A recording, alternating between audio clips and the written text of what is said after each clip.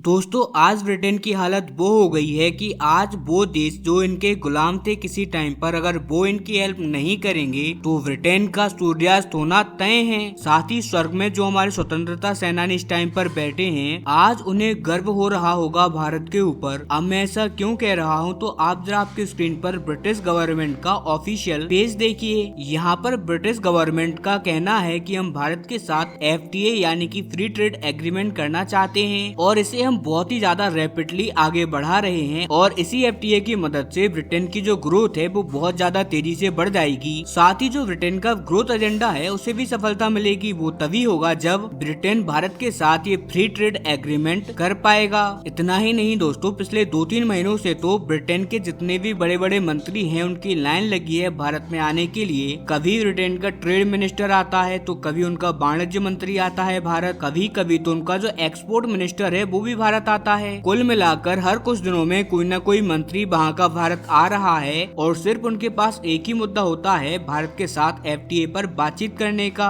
अब इसके पीछे का असल कारण क्या है और ऐसी क्या बात है कि भारत को इस पर गर्व होना चाहिए, तो इसका कारण है ये आज की खबर जो कि आप अभी आपकी स्क्रीन पर देख पा रहे हो। आप जरा आपकी स्क्रीन पर देखिए, रिपोर्ट जारी करी है ब्रिटेन सरकार ने ही और उन्होंने बताया है कि लेकिन दोस्तों अगर अभी तक आप लोगों ने इस चैनल को सब्सक्राइब नहीं किया है और वीडियो को लाइक नहीं किया है तो मैं आप लोगों से निवेदन करता हूं कि आप जल्दी से जल्दी इस चैनल को सब्सक्राइब करें और वीडियो को लाइक करें आगे आने वाली फ्यूचर में ऐसे ही और अमेजिंग खबरों को जानने के लिए। आइए अब हम वीडियो में आगे बढ़ते हैं। एक बार फिर से ब्रिटेन की जो GDP है वो क्रैश कर गई है। जी हाँ दोस्तों, पिछले कई महीनों से ब्रिटेन की GDP के बारे में खबर आ रही है कि ब्रिटेन की GDP लगातार श्रिंक होती जा रही है। यानी कि अमूमन देशों की GDP बढ़ती हुई हमने सुना है, लेकिन जो ब्रिटेन की GDP है वो लगातार घटती जा रही है। जी हाँ दोस्तों, ये सब हो रहा है GDP डिक्रीज होने की वजह से। और यहाँ पर भी मजे की बात तो ये है कि ब्रिटेन की ये GDP की गिरावट रुकने का नाम नहीं ले रही। पिछले 1 से 1.5 साल से ब्रिटेन ने साम दाम दंड भेद लगभग हर एक हथकंडे अपना लिए, लेकिन वो अपनी GDP को अच्छा करने में नाकाम हुए हैं। इनफैक्ट उनकी GDP 0.1 में भी नहीं जा रही, उल्टा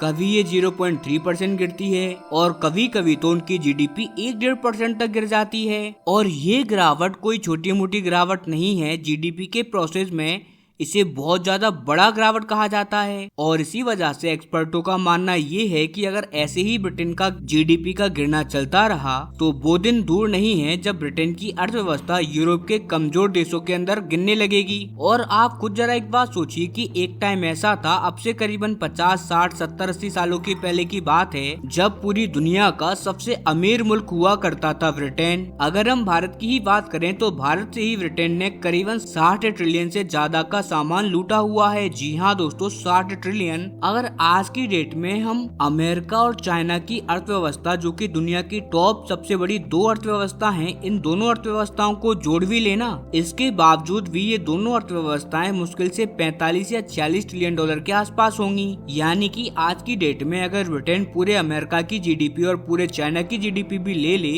तब भी ये उसके बराबर नहीं होगा जो इन्होंने भारत से लूटा है। और ये तो मात्र भारत का आंकड़ा है। आपको पता ही होगा ब्रिटेन के लिए एक कहावत बहुत ज्यादा मशहूर थी कि ब्रिटेन का राज एक ऐसा राज है जिसमें कभी सूर्यास्त नहीं होता। हालांकि भारत के मुकाबले में जो ब्रिटिश कॉलोनीज थी वो ज्यादा अमीर नहीं थी, गरीबी थी अफ्रीका के अंदर तो और बाकी के एशियाई देशों के अंदर, लेकिन कम से कम उनसे भी इन्होंने 20 से 25 ट्रिलियन डॉलर से ज्यादा तो लूटा ही लूटा होगा। इतना ज्यादा ह्यूमंगस लूटा हुआ पैसा था ब्रिटेन के पास में। लेकिन वही आज ब्रिटेन की कंडीशन ये है कि इनके पास जो टोटल GDP है ब्रिटेन की वो 4 ट्रिलियन डॉलर के आसपास भी नहीं है। और इतना ही नहीं, इनकी GDP ऐसा भी नहीं है कि स्थिर हो, इनकी GDP लगातार गिरती जा रही है। और सबसे ज्यादा हंसी की बात तो इनके लिए ये है कि अब से 7 से 8 दशक पहले जो देश ब्रिटेन का गुलाम हुआ करता था, अब वो ही देश इस संकट से ब्रिटेन को निकाल सकता है। और वो देश कोई और देश नहीं है, वो देश हमारा प्यारा भारत देश है। और अगर भारत ने गलती से भी FTA करने से मना कर दिया ब्रिटेन से,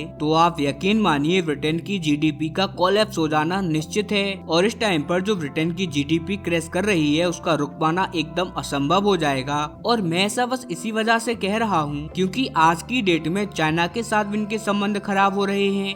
इसके अलावा अमेरिका जो कि इनका अब से पहले बहुत अच्छा अलाय हुआ करता था, अब वो भी इनके ऊपर बहुत ज्यादा टैरिफ लगा रहा है। अब ऐसी कंडीशन में इनकी कंपनियों को चाइना की मार्केट से तो निकाला ही जा रहा है, वहीं दूसरी तरफ अमेरिका के द्वारा जो इनके ऊपर टैक्स लगाए जा रहे हैं उससे ब्रिटेन के जो एक्सपोर्ट हैं वो लगातार गिरते जा रहे हैं। कुल मिलाकर जो ब्रिटेन की कंपनियां हैं उनके पास मार्केट ही नहीं बचा जहां पर जाकर ये अपने सामान को बेच पाएं। अब इसके ऊपर से भी प्रॉब्लम ये है कि जो ब्रिटेन है उसके अंदर भी लोग लगातार बेघर होते जा रहे हैं। लगातार ब्रिटेन के अंदर इकोनॉमी श्रिंक होने की वजह से, एक्सपोर्ट गिरने की वजह से लोगों की नौकरियों के ऊपर खतरा आ गया है और लोग बेरोजगार हो रहे हैं। और इसी वजह से जो ब्रिटेन की आम जनता है उनके पास भी पैसे की बहुत ज्यादा कमी हो रही है। अब इससे इनकी कंपनियों को बहुत ज्यादा घाटा भी हो रहा है, क्योंकि एक तो इनका सामान दुनिया की दो बड़ी अर्थव्यवस्था वाले देश यानी कि अमेरिका और चीन के अंदर नहीं बिक पा रहा, वहीं इनके देश में भी लोगों के पास पैसे की कमी होने की वजह से वो सामान ही अपने देश के अंदर भी नहीं बेच पा रहे।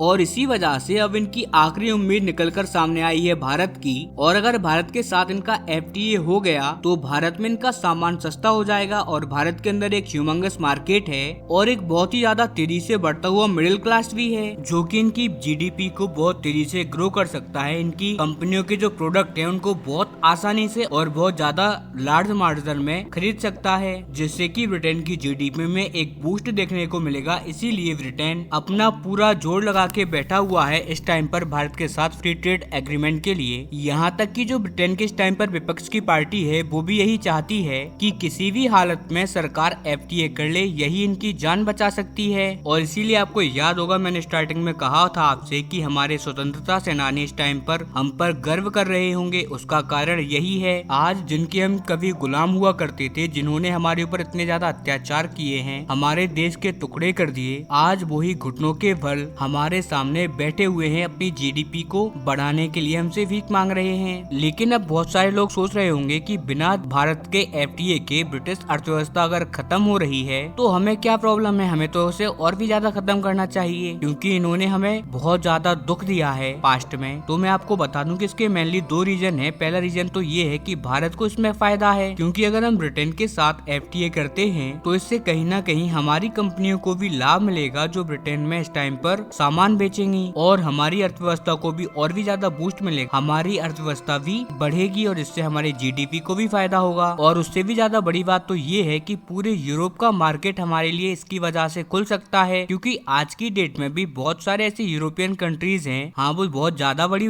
मात्रा में नहीं पर अभी भी हैं अच्छी खासी संख्या में, वो देश अभी भी भारत के साथ FTA को लेकर सहज नहीं है। और आपको मैं बता दूं कि पूरे यूरोप की अगर हम अर्थव्यवस्था की बात करें तो वो है करीबन $20 ट्रिलियन से भी ज्यादा की। अगर ऐसे में $20 ट्रिलियन की मार्केट यानी कि पूरे यूरोप की मार्केट भारत के लिए ओपन हो जाती है तो ऐसे में हमारी मौज आना एकदम निश्चित है। इसीलिए ब्रिटेन के साथ FTA का मतलब है कि हम बाकी के देशों को भी टारगेट कर रहे हैं। इसीलिए आप इसे ऐसे देख सकते हैं कि हम ब्रिटेन के साथ FTA कर यूरोप में अपना दरवाजा खोल रहे हैं। और वहीं दूसरी बड़ी बात यह है कि पुराने दुश्मन को हराना तो एक अलग बात है, लेकिन उसी पुराने दुश्मन को अपने रूल के अंडर लेके आना ये और भी ज्यादा बड़ी बात हो जाती है, और यही जीत भारत को ज्यादा संतोष देगी। हालांकि आपका इस पर क्या मानना है, आपकी राय हमें कमेंट सेक्शन में देना ना भूलें।